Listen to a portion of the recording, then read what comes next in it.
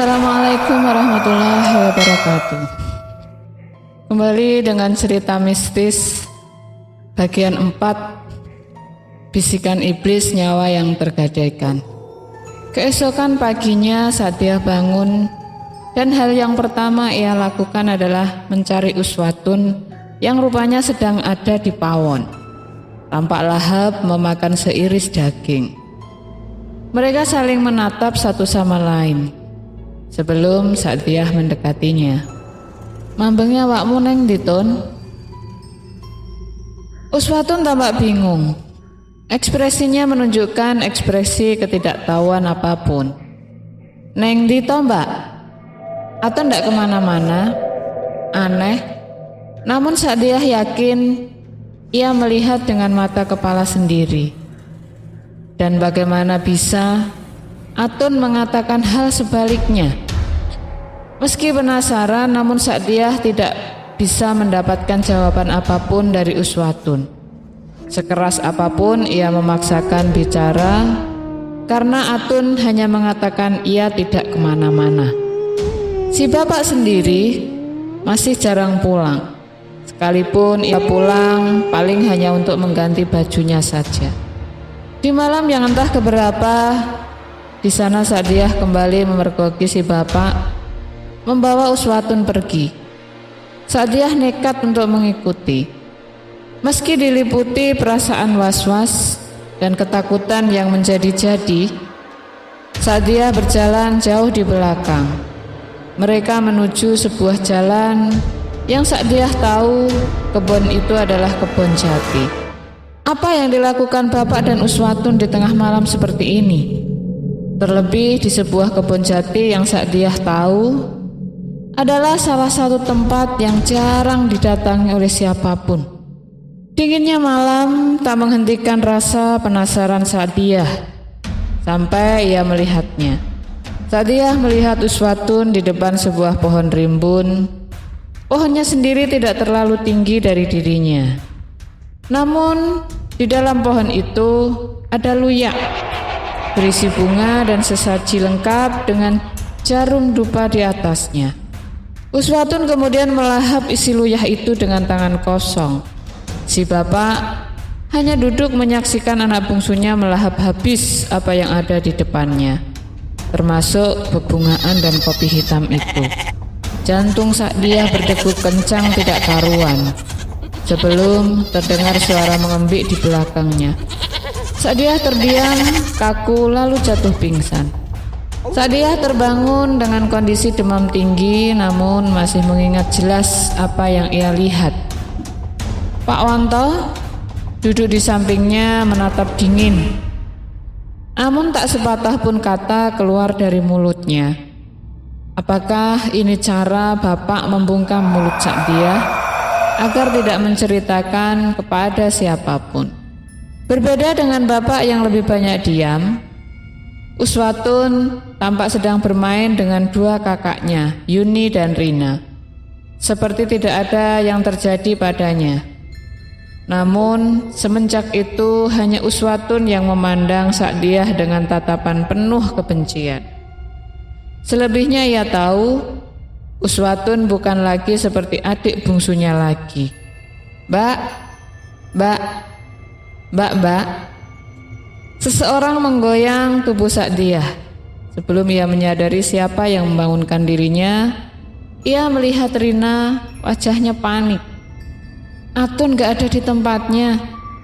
Dia melirik tempat di mana Atun biasanya tidur. Kosong. Sempat terdiam beberapa saat karena entah bagaimana menjelaskan kepada Rina dia tahu di mana Atun berada. Masalahnya, sejak kejadian itu dia tahu dirinya seperti selalu diawasi entah oleh siapa. Namun perasaan itu membuatnya terus khawatir.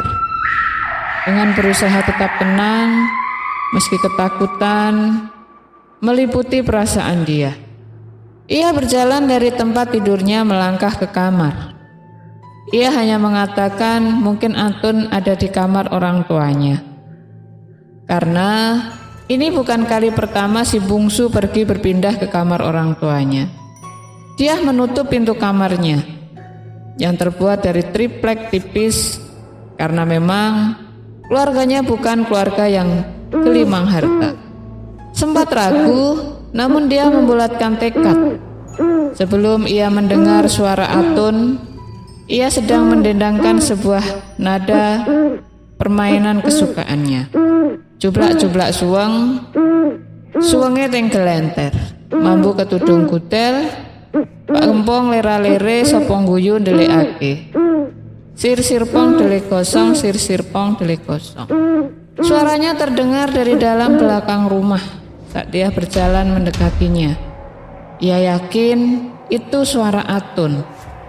Tetapi Atun tidak sendirian.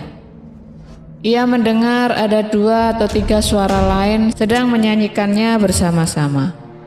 Yang jadi pertanyaan adalah, untuk apa Atun bermain jublak-jublak suweng di tengah malam seperti ini?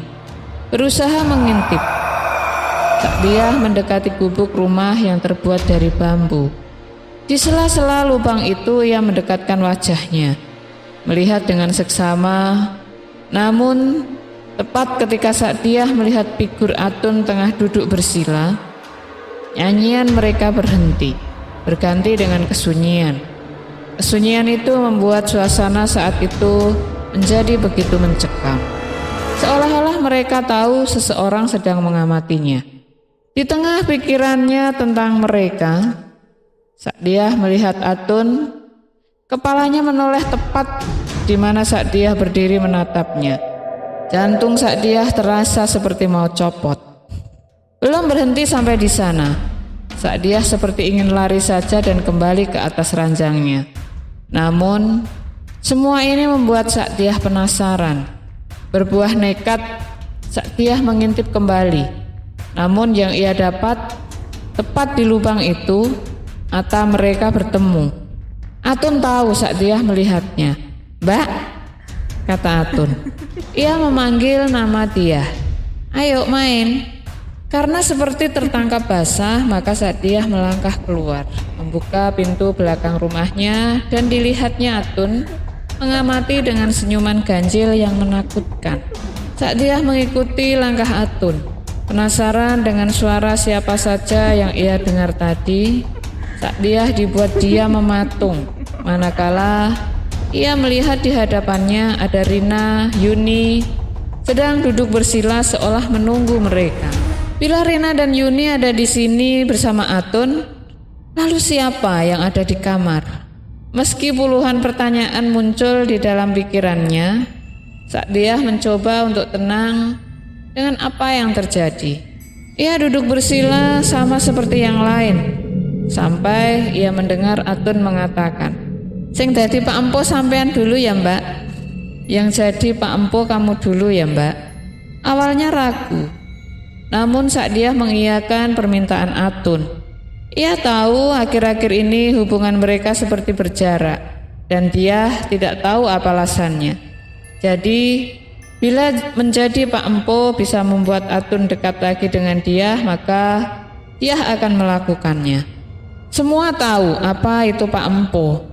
Dalam permainan jublak-jublak suweng, Pak Empo akan menjadi penebak dalam permainan ini, karena sejatinya permainan ini adalah permainan untuk mencari batu yang akan disembunyikan di salah satu telapak pemain lain. Masalahnya, Pak Empo haruslah diwajibkan untuk berbaring telungkup, sementara permainan lain mulai menyanyikan lagunya, sekaligus membuat batu itu agar Pak Empo tidak tahu di mana batu itu berada. Maka saat dia mulai berbaring telungkup menghadap lantai, sementara 3 saudaranya mulai bernyanyi. Anehnya, ketika saat dia telungkup, ia merasa ada pemain keempat antara mereka. Meski begitu, saat dia lebih takut tentang suara lain yang ia dengar, suara yang tidak pernah ia kenal, sampai akhirnya ia mencium aromanya. Aroma kambing itu kembali di antara mereka ketika sampai di lirik "Sopong guyu ndelikake", Maka Sa'diyah mulai membuka matanya menatap ketiga adiknya, tanpa tahu di mana ia merasakan pemain keempat itu berada. Semua wajah adiknya mengisyaratkan ekspresi yang sama, pucat dan begitu datar. Tidak seperti adik-adiknya selama ini. Sa'diyah menuntun Atun. Ia memilih tangan kirinya, maka Atun membuka tangannya, dan batu kerikil itu tidak ada di sana. Sekarang ia menunjuk Rina. Rina juga sama. Di atas telapak tangannya batu itu tidak ditemukan. Maka dia harus kembali menjadi Pak Empo. Hal ini terus terjadi lebih dari 7 kali. Ketika Sa'diyah mulai telungkup lagi, terdengar suara tertawa yang membuat Sa'diyah tidak nyaman. Seolah-olah ketiga adiknya mengerjainya, bahwa sebenarnya batu itu memang tidak pernah ada bahkan sejak permainan dimulai. Menunggu. Sa'diyah menunggu ketiga adiknya mulai menyanyikan liriknya. Namun mereka tak kunjung menyanyikannya. Karena bingung, Sa'diyah ingin membuka matanya, namun ia ingat ia adalah Pak Empo dan tidak diizinkan baginya membuka mata sampai nyanyian disenandungkan saat itu. Bisikan itu terdengar. Mati. Suaranya begitu dingin dan menusuk. Ia tahu itu bukan suara adiknya. Apakah itu pemain keempat yang sedari tadi ia rasakan? Angin dingin tiba-tiba berhembus. Sa'diyah terjebak dalam keheningan yang membuat ketakutan memenuhi isi kepalanya. Di tengah Sa'diyah menunggu, terdengar suara familiar yang membuat Sa'diyah tersentak. Lapo kowe neng kene? Ngapain kamu di sini? Sa'diyah melihat Ibu Robiah, menatapnya dengan tatapan tajam. Tidak hanya Ibu Robiah yang membuat Sa'diyah kaget. Rupanya ketiga adiknya tidak ada di sana. Jadi sedari tadi berarti Sa'diyah hanya sendirian di sini. Meski amarah Bu Robiah meluap-luap, Sa'diyah hanya diam. Tak terfikirkan untuk menceritakan semuanya. Dan ketika dia masuk kamar, ia melihat ketiga adiknya tertidur lelap, termasuk Atun yang sedari tadi tampaknya tidak pernah terbangun dari ranjangnya. Hanya saja aroma kambing itu belum juga hilang dari penciuman hidungnya. Sejak malam itu banyak kejadian yang terjadi, dan rumah Sa'diyah suasananya sudah sangat berbeda. Namun ada satu hal yang dia ingat, entah sejak kapan. Rumahnya jadi sering dilewatin oleh seseorang yang dia kenal, Syafi, dukun beranak itu. Kadangkala melewati rumahnya seperti mengawasi. Tidak hanya itu, Atun adik bungsunya juga mulai aneh. Dia seringkali menjauhkan diri dari ketiga kakaknya, tidak mau makan sampai sering terlihat menyendiri. Hal itu membuat Sa'diyah curiga, ada yang disembunyikan oleh Atun. Puncaknya saat Atun muntah di kamar. Muntahnya sendiri bukan muntah sembarangan, melainkan muntah darah kehitaman, darah yang seperti sudah lama mengendap dalam tubuhnya. Ibu Robiah yang paling khawatir. Namun Pak Wanto tampak tidak peduli. Beliau masih sering pergi entah kemana dia berada. Sampai akhirnya perlahan-lahan penyakit misterius yang menyerang Atun berujung pada nyawanya. Itu terjadi tepat malam hari. Atun berteriak seperti orang yang kerasukan. Dia dan kedua adiknya hanya bisa melihat Atun yang mencakar-cakar badannya. Tidak hanya itu, ia juga menghantamkan kepalanya ke semua benda di sekelilingnya, membuat tetangga berkerumun datang. Mobil carry tua milik Pak Lurah sampai terparkir di depan rumah Bu Robiah, berniat membawa Atun ke rumah sakit terdekat. Sembari orang-orang mencari tahu di mana keberadaan Pak Wanto, hingga tepat subuh di rumah sakit Atun meninggal dunia. Suasana rumah Bu Robiah ramai orang, dan seseorang yang paling dicari itu muncul. Pak Wanto pulang dengan mata merah mengawasi semua warga yang tampak geram dengan apa yang Pak Wanto lakukan. Entah apa itu, Dia hanya menatap nanar wajah Atun terakhir kalinya sebelum liang lahat menutupi wajah adik bungsunya yang ia tahu meninggal dengan cara yang tidak wajar. Hanya dia yang tahu bahwa sebelum Atun meninggal, ia menyerupai wujud seekor kambing. Di tengah duka itu, saat dia mencuri dengar Pak Wanto dengan seseorang, ia kenal dan tahu siapa itu, Mbah Safi. Tampak bersih tegang dengan bapaknya. Tak apa yang ia bicarakan, Mbah Safi hanya mengatakan, "Wes talah, marenono, timbang kabeh anakmu dicupuk ning ngarep raimu. Sudah, hentikan saja semuanya sebelum semua anak-anakmu diambil di depan mukamu." Dengan wajah tak berdosa, Pak Wanto hanya menjawab pelan, "Itu urusanmu, wedhus gibas. Itulah jenis perewangan sing nuntun awakmu. Mbok Sartem gak salah, pancen pantes anak iblismu mati." Mbah Safi pergi meninggalkan Pak Wanto sendirian. Namun di matanya ia tahu, ia tidak, atau lebih tepatnya belum mau berhenti untuk memulai semua ini.